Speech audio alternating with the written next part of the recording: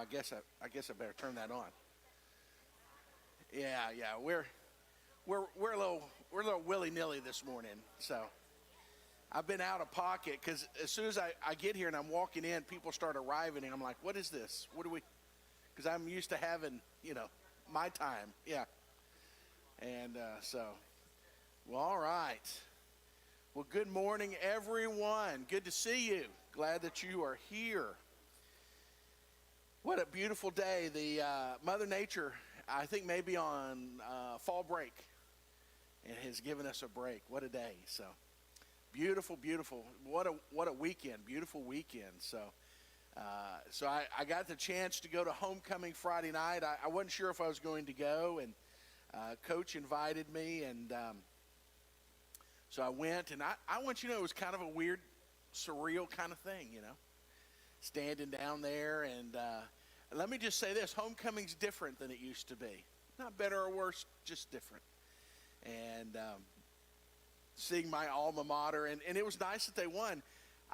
They're welcome. I go, they win. And not by a little bit, by a lot. I mean, really put it on them. It was so bad the band left at halftime. That's how bad they were getting whomped. And so that was kind of fun. And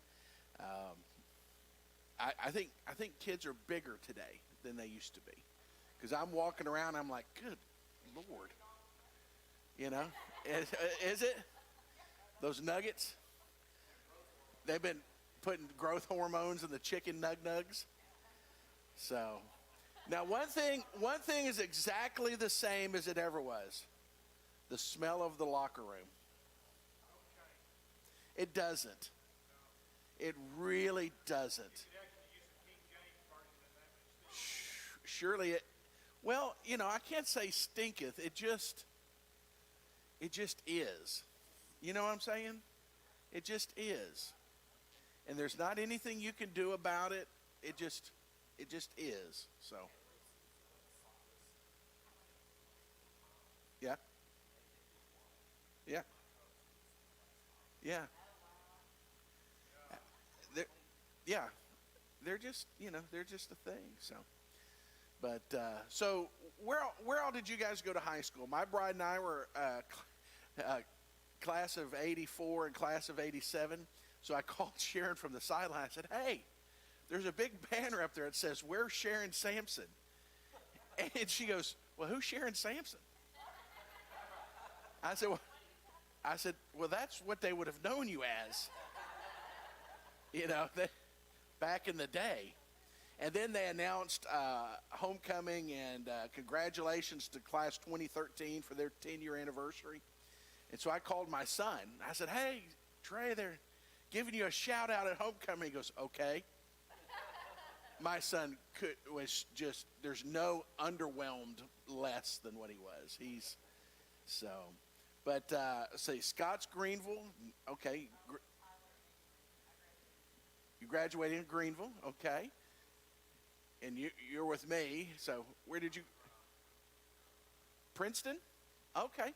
Back when it was smaller. Yeah, Lauren went to Rockwall, right? Yeah. Lone Oak, okay. All right. What about you two? Where'd you graduate high school? Waco? Hey, listen, a claim to fame's a claim to fame. Yeah. I knew David before he was Jesus. Yeah. The Houston area. Now, isn't this an amazing thing? So how many of you guys have moved away from your hometown and then came back? Yeah. See, I was one of those, the grass was greener wherever I wasn't. And so I couldn't get away fast enough. And like a boomerang, I came fluttering back, and so here I am. Good morning, Dad. Good morning, Miss Harrington in Tennessee. Good morning, Chris. Thank you for being here. I went out like a jet and I came back like a dove with broken wings. But, it's providential. It's an interesting thing. Homecoming, you can't help but think of where you come from, right? Whether you're standing at the football game and, like you guys, you start thinking back. Homecoming was a little different back in your day. They had the new field, but did you ever play on the old field? The one back on? You never played. Okay. I was trying to remember where that transition was. So, okay. Okay. Well, they're like, hey, Bubba's finally out of here. Now we can get something nice. Yeah. And Ronnie, I'm sure. Now, did you and Miss Vicky go to homecoming together? Back in the day?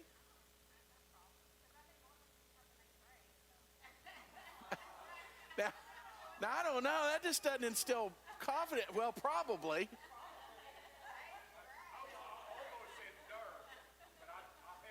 Well, but I didn't realize, I guess I didn't remember that you guys had been together since 8th grade. Okay. And the rest is history. Mm-hmm. Yeah, I wonder what freshman Ronnie was like.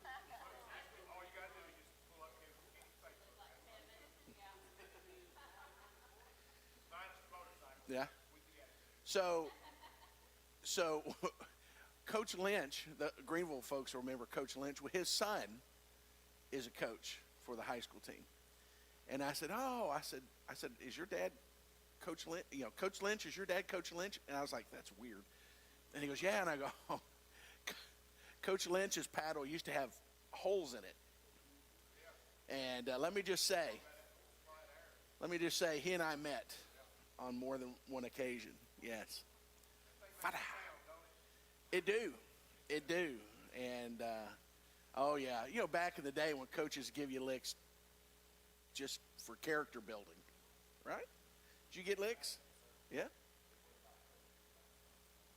Yeah. Oh, man. No, they used to always send us to the coaches.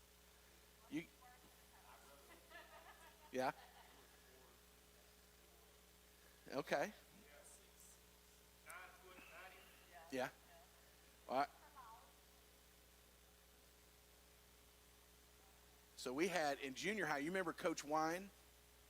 Coach Wine was a Marine, and he was about 6'20" and huge. And one of the things I remember is he rode a motorcycle, and it was very disproportionate. The size of the man and the size of the motorcycle. You know what I'm talking about. You're like, how is that mass staying on center? But, that's exactly where I go.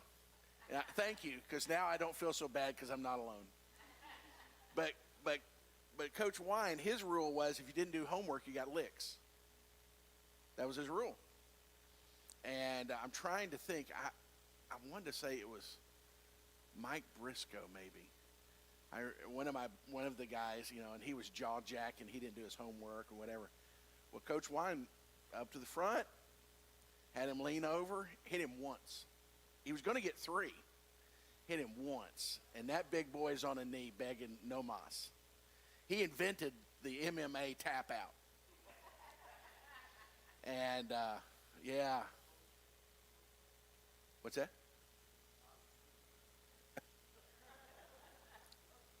So, you think about where you've come from. And I don't know about you, but I thought I knew a lot more when I was younger than hindsight proves that I really did. Yeah. I mean, do you remember when you were a senior in high school and it was homecoming and you realized you were about, 2/3 away from graduating and finally you were going to be able to just tear it up? We're out of here and we're just going to go, change the world and, you remember, Oh, my gosh. And then my dad's sitting here. I'm glad my dad doesn't have the ability to speak vocally in here today because he'd testify to all the foolishness.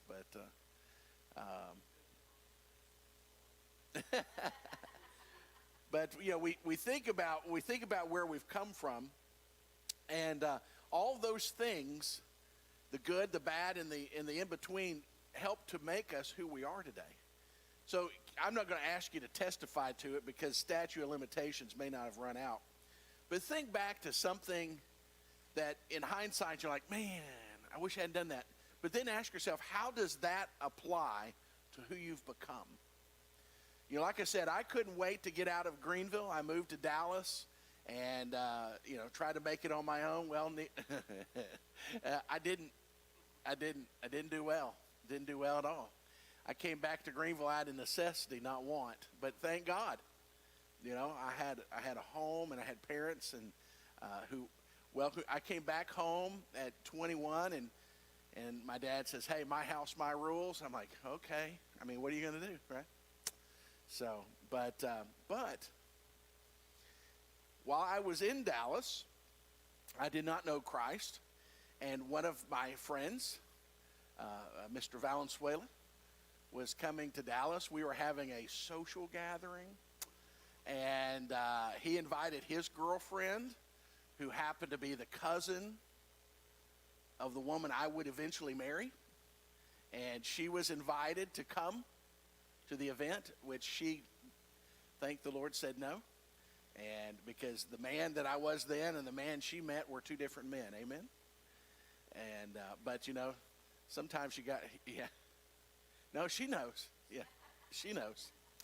I mean, I was just a sinner. But it's an amazing thing. Homecoming's a great time because we look at where we've come from and we think about the people we've been, and we think about the people we've become. We think about the less than great choices, but all of them help to mold us into who we are. Was it Rascal Flats? Every broken road? Well, I mean, there's truth, yeah, isn't it? God bless the broken road. For how we get to Him, I look at my journey to faith, and it's an amazing thing. Oh, it's the okay. I just pray that zombie apocalypse kicks off and they're out there, trying to get in here. Yeah, somebody let me know. Yeah. So speaking of Friday night, did anyone see the aliens? Okay. So let me ask you this: how many of you know really what it was? I do.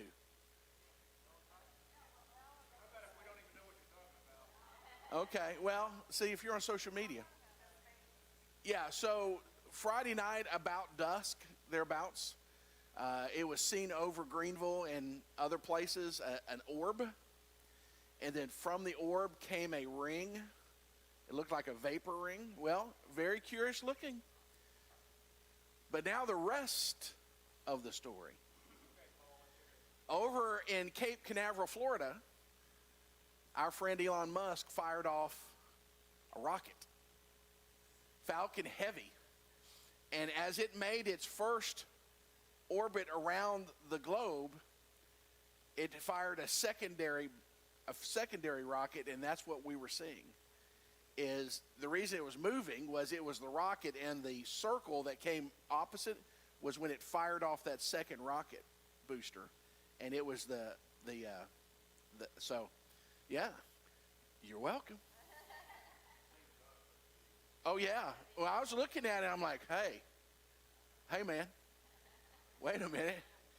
And I thought Josh would show up today with aluminum foil on his head and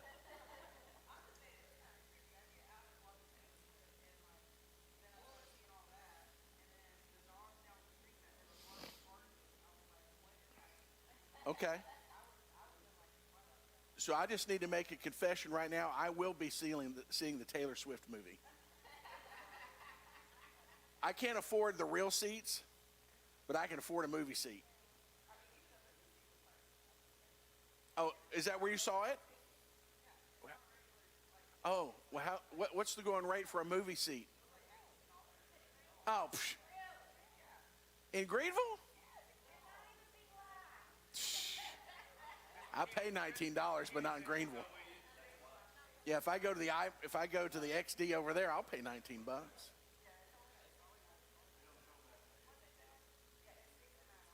Yeah. So, Well, he wasn't there when she made all that. But homecoming's a great time, and we think about, not only we think about school, but we think about church, and we think about, if those of us who have a church background. And I was talking to someone the other day, and I said, I'm so thankful. My dad's online, and my parents, like I said, if you weren't burning up or throwing up, you were getting up. It wasn't if we were going to church or not. And I hope that that's where it is in your life, is whether you have kiddos or grandkiddos, is come Sunday morning, unless divinely hindered, we're going to church. That's what we do. And I didn't always appreciate it, and I didn't always value it, and I didn't always make it easy. But in hindsight, man, what a gift.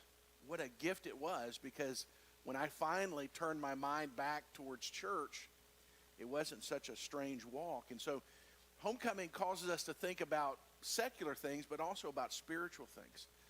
Share with me someone who was instrumental in your spiritual homecoming remembrances. Who in the back of your mind that you just, and you can see them right now. There may be a lot of people, but you can see them right now. Who has had a real impact in your spiritual development back in the day? Your great-grandmother. What's her name?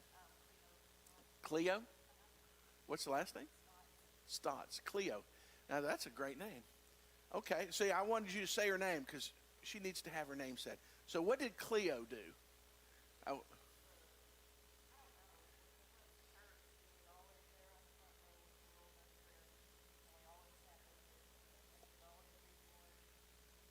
Yeah. Would she get your ear if you were being bad? Okay.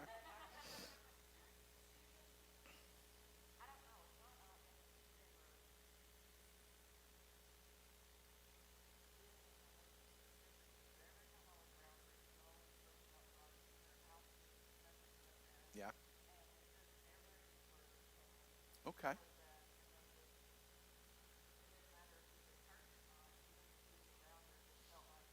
Yeah. Okay. Miss Cleo. Now, see, that's a church lady name right there. Miss Cleo. That's a church lady name. Somebody else, someone from your past that just had a real impact. Oh, well, thank you. Thank you so much. Uh, I'll let you expound on that. Say, say my name.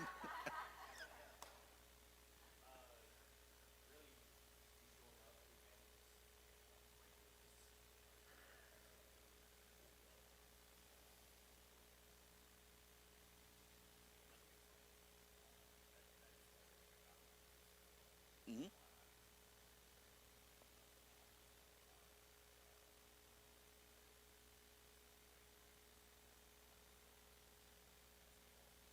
Yeah, yeah. Oh, I was on that sideline. I was thinking, man, I've been on a lot of these, and um, just privileged to be invited. I mean, when Coach invited me for Friday, I do, just to be trusted to be down there and things. And Coach and I were having a pretty good time, and so, well, thank you. And I can say, for I'm sure your grandmother is. You don't really think you're doing something, you're living your life, but you don't have that idea that you're making those. And I think that's when it's just the natural course of of what you're doing. Somebody else, someone who had an impact in you. I'm sorry, what was the name? Oh, Pastor McManus, yeah, yeah. Oh, he was the best. His son's okay. Lucas is all right. Got to keep him humble, but oh yes, yeah, gifted. Just never met a stranger. Would give you would give you anything he had. Absolutely, absolutely. I saw your hand, love. Ruby Lindsay. Yeah.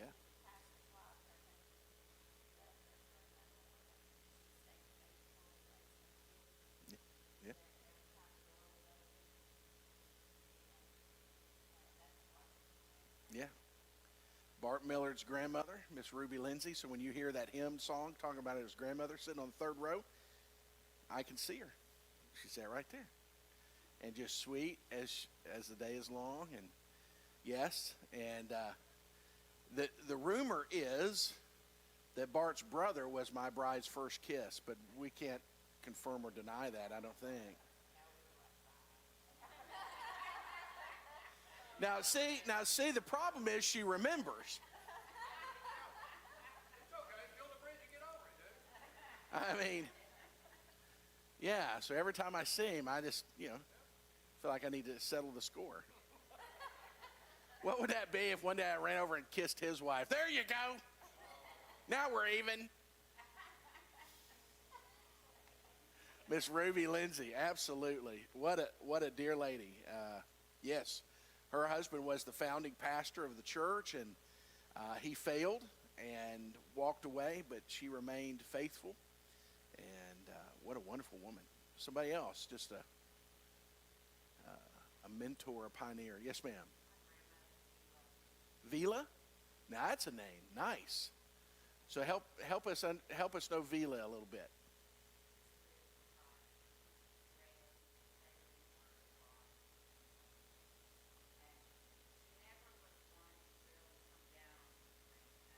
Okay. Okay. Okay. That firm but fair. Yeah. Yeah.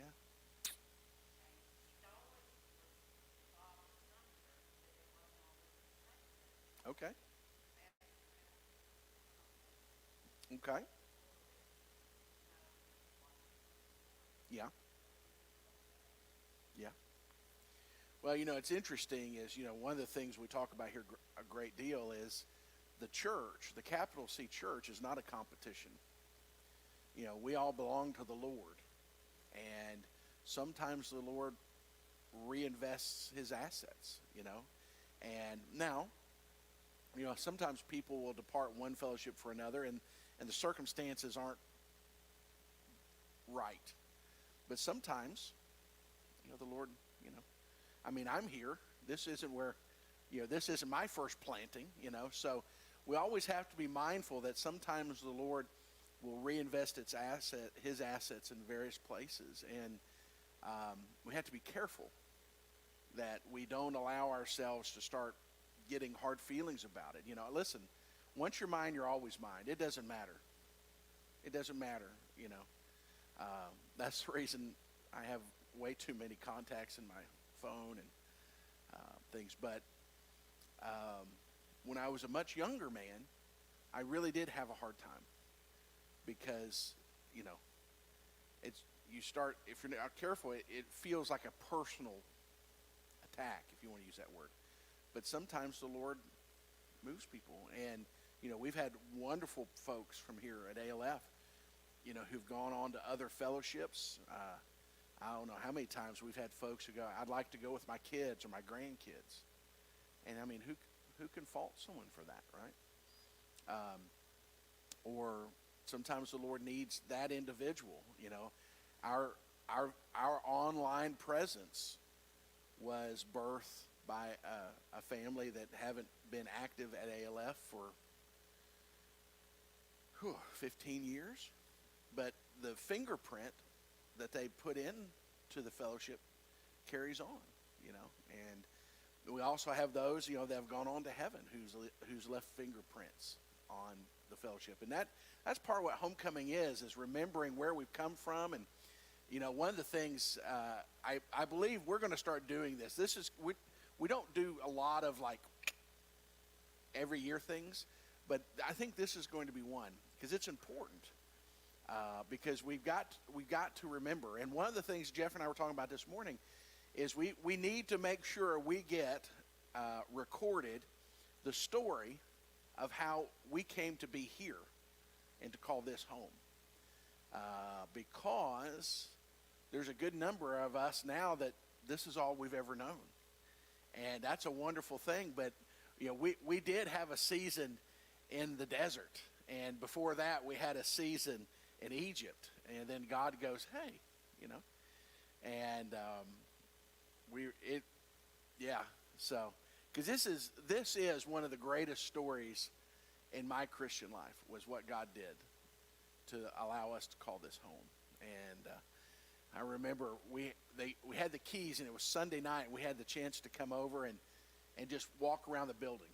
We just come over and just walk around, look around, ask questions. And the first thing that everyone noticed was it was quite a bit more space than we were accustomed to. Quite a bit more space. And I remember one of the questions was asked was how we were going to dust up there. And I said, well, I don't think we'll dust up there. We'll just let it fall down to us. And but, just because every pastor that preceded me had a vision of having something better than the building we were previously in, because it was a creamery, Dairy Manor, out there by Wesley. Well, that was the building they used to milk the cows in. Our old building. They converted it back. Oh, geez, probably in the 70s, maybe. And it was wonky. And but we were, I don't know, we were what, probably the fourth or fifth church that had met in that building. And every pastor had preceded me had a vision, of having something bigger and better, more permanent, those sort of things. But it just wasn't time. And I remember it, Jeffrey, I didn't tell you. But when we moved, so we spent 1 year in the wilderness. And we decided we were going to come home. It was Easter to Easter. And we came back to our campus for Sunday morning worship. And I thought, Lord, I've completely missed you here, because we had been saving money, and and the Lord had blessed us. You remember when Steve Lawson came over that Sunday? So here's something you may not know. This is what homecoming does. It reminds you of the stories. The first time ever in my life, Steve Lawson calls, and he goes, hey, we do a missions gift every year. And he says, the Lord's laid it on our heart for us to give it to ALF. And you're like, I'm sorry, what? And I'm trying to remember, wasn't it 10,000? Yeah. He said, yeah. I said, okay. I mean, who does that? And he said, we'll just send the check over. I said, oh, no. If you're giving a gift like that, brother, you're going to come and give it in person. And I knew the Lord was in it. I just didn't know where. And our prayer was, Lord, we want it when you want it, how you want it.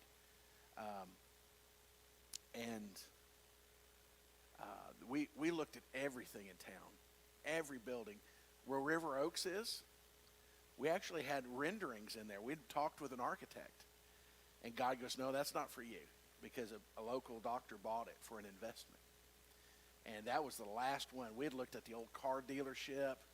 We had looked at that building. And I'm like, Lord, I was wrong. I was just wrong. And then Monday morning, reading the paper at Starbucks. And these two fellowships had voted after decades to reunite. I drove over here. I had never driven into this driveway, ever, Melinda. Never. I mean, the truth is that I'm talking about hiding in plain sight. And I drove in and parked over there, and I go over, and the secretary said, hey, my name's da-da-da, and I'd love to look in your building. And she goes, okay. I said, well, the churches have voted to merge, and they're going to sell one of the properties. She goes, I'm sorry, what? And I came in here, and hand to God, I walked in, and I was like, okay. I didn't know how, but it sure felt like home. And I mean, in my mind, I was all right, well, we're going to need to change that. Yeah, and that'll work, and that doesn't really fit us. We'll need to, but, God had a plan, and it was it'll be what, 12 years? It'll be 12 years next month when I signed the largest contract of my life. It's all fun and games till you put your name on the bottom line of an $800,000 contract. Jeffrey and I went up there and sat down and signed those papers. I think, ooh, okay. And you remember that little janky set of keys they gave us on a paper clip? And listen, there weren't any pictures or nothing. You just spent $800,000. Here's 3 keys on a paper clip. Good luck with that. And it was a Wednesday because we took them back to church. Here we go. This is what $800,000 gets you. And I mean, it was, and they were old brown key. I mean, they were janky looking. You're like, is this even going to work? And we started immediately renovating because this is all built in. You know, this wasn't here. And that was the choir loft. And yeah, oh yeah. I'm telling you, those Presbyterians were small people. Yeah, you knew you had to do something when one of the smallest people in your fellowship feels like they have to crawl under to get out to go to the restroom. That's a true story. So over there, you can't tell it now, but the keyboard to the pipe organ was right in the front, and it was recessed about 2 feet down. There's a hole there. And the organist would sit with their back, and they had a mirror. And where that staircase was the back row of the choir loft. And then the pipes. Yeah, that was one of the great questions is, one, is it usable? 2, if it is usable, how do you get there? We looked at a spiral staircase. We looked at, some sort of staircase to the side. And then I don't remember, who the Genesis, it was probably Mr. Cano. And so we had to go all the way to South America to find that wood so that it could closely match this wood, because this wood's 65. That wood's 12 years old. And so when you look at it, you go, okay, but it's not so much. And we left the staircase unfinished. If you've never been in there, it's unfinished. And we talked about painting it, and then I thought, let's just leave it. Just so every time you walk in there, you remember. And they disassembled the pipes for the organ. The company who built the organ in '65 came and unbuilt the organ and moved it to a church in Midland. So our friends, the Presbyterians, sold that pipe organ to a church in Midland. Yes. So they had 5 exclusions. They had 5 exclusions in the contract. So one was there was a little water feature over there by the bushes that someone had made, little fountain. They had 2 cornerstones from previous buildings. Let's see, yeah. No, yeah, the cornerstones. And then, well, no, they wanted to leave that one. And then they had a communion table, and it was huge.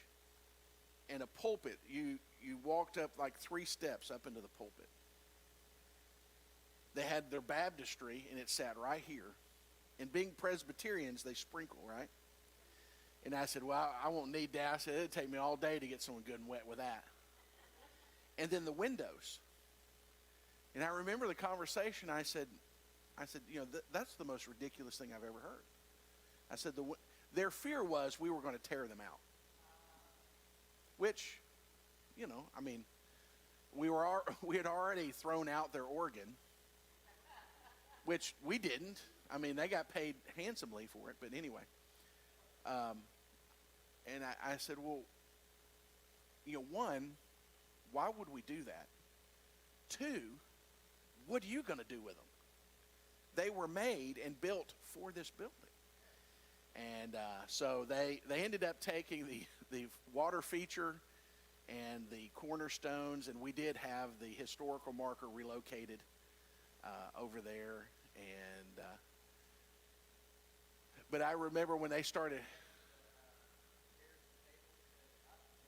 Oh, I'm going to tell you what.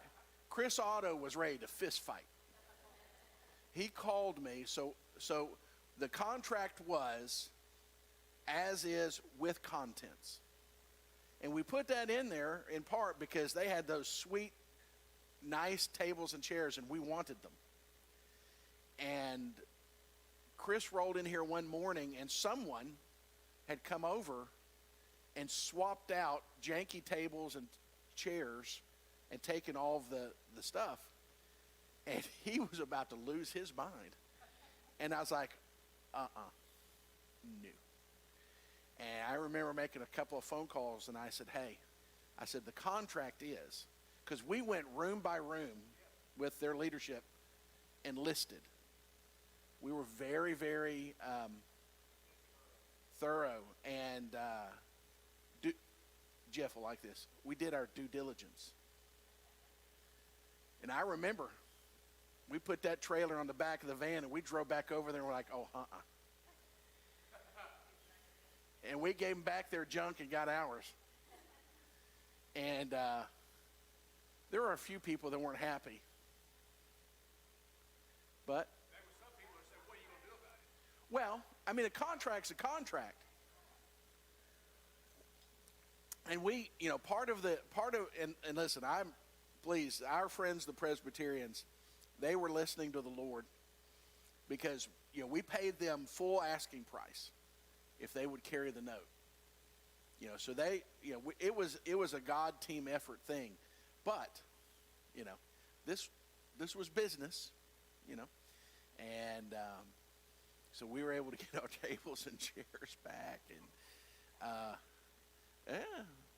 And one of the things that I've enjoyed, it doesn't happen now, but it did the first couple of years, is on occasion there would be someone who were members of this fellowship prior to us being here, and they would come and they would want to see the property, see the worship center. And they'd walk in, and every one of them, including Judge Leonard, were very complimentary of what we had done, because it fits the character of the building. It's uniquely ours. I mean, fits us, but it was done with respect and to fit the building. So, well, all right. Well, there we go. That's Tales from the Other Side. So let's take 15 minutes, and we'll be back in here to our digital church. Thank you for being with us, and we hope that you enjoyed our reminiscing of days gone by. The Lord is good, and we'll be looking forward to getting started here momentarily. So we will be participating in communion in the next hour. So if you're at home and you can gather a couple of elements together, you can participate with us as well. So we'll see you in 15 minutes. Till then, be blessed.